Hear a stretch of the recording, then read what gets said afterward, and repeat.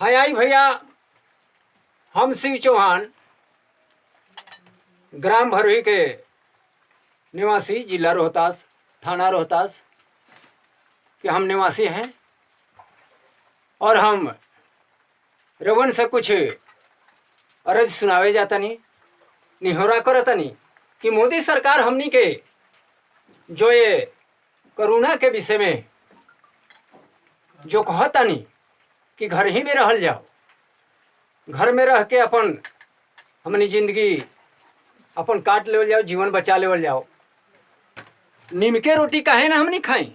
हमनी के विषय में, हमनी जनता के विषय में मोदी सरकार जी बहुत सा कुछ कर चुकली।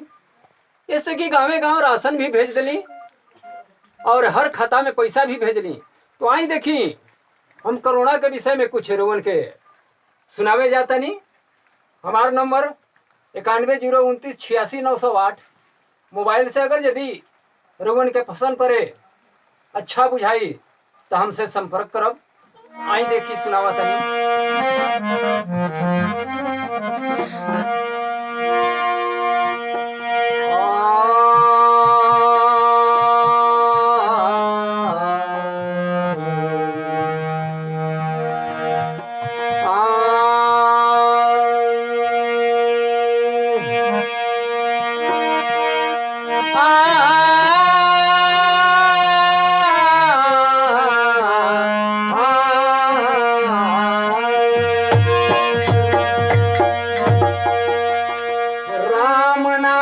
कहते रह कि मन में धरो भाई धीर। राम नाम कहते रह कि मन में धरो भाई धीर। सब संकट से उबार करी हम, ये सीतापति रघुवीर।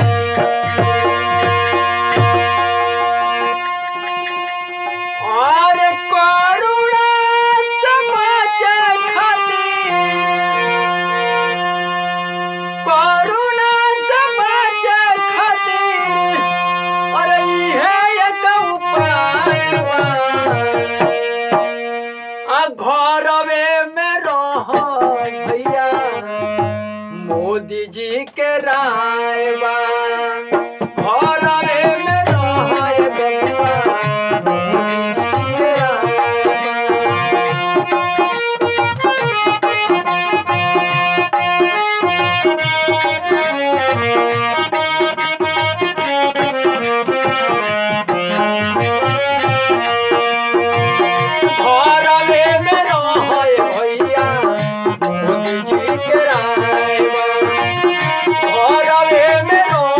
बबुआ, मोदी जी के राय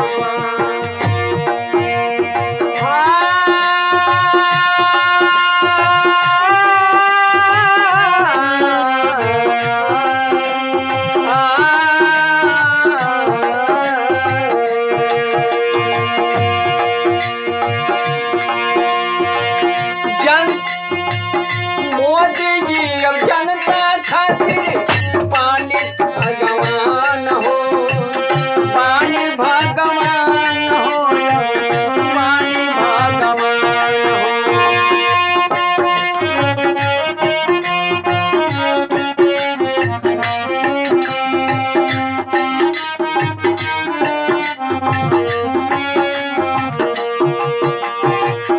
मोदी जी अब जनता भगवान हो, भारत के बचावल चाह तानी पूरा जान हो।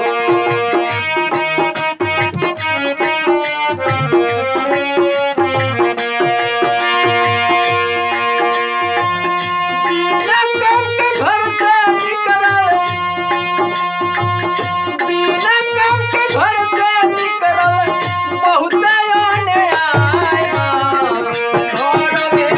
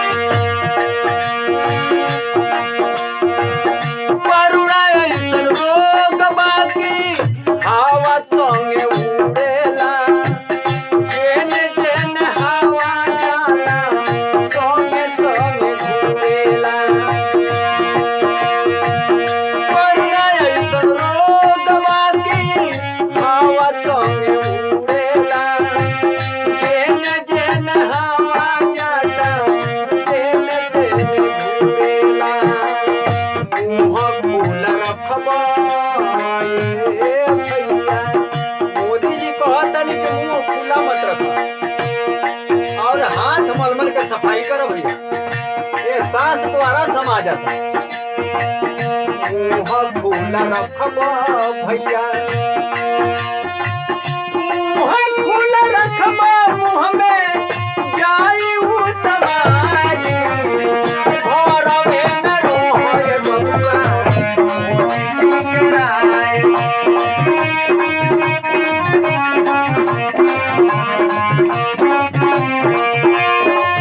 वरुण समाजे खातिर एक ही उपाय। घरवे में रोहे भैया राय।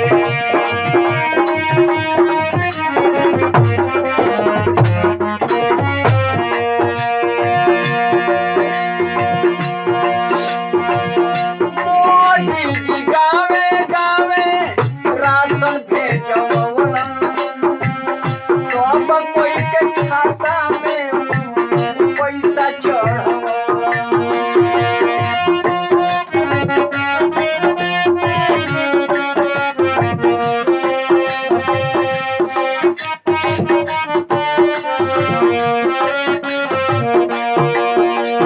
मोदी जी हर कोटा में राशन भेजवला, सबे कोई के खाता में पैसा चढ़वला।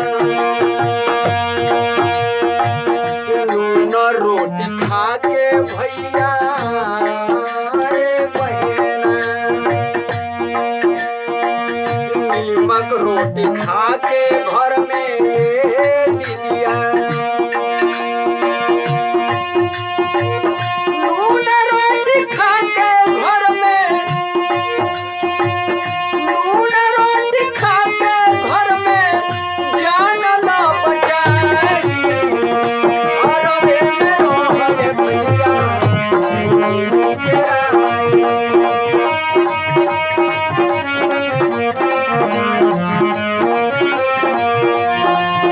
वरुण समाजे खातिर एक ही उपाय। घरवे में रोहे भैया राय।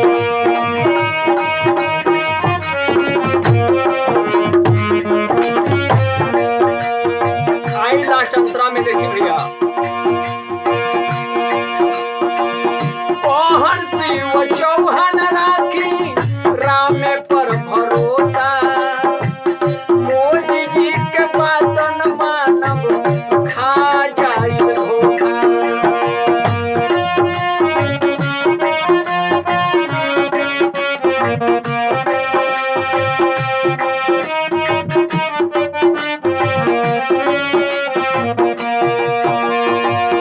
कोहन शिव चौहान राखी राम पर भरोसा। मोदी जी के बात न मानब, खाई भैया धोखा। जिला रोहतास थाना ए भैया। मोबाइल नंबर भैया 9109286908। जिला रोहतास थाना ए भैया। जिला रोहतास थाना।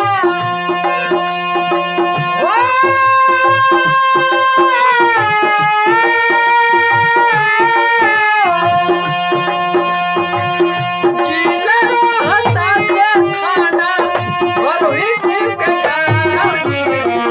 भरोही में रोहे भैया राय।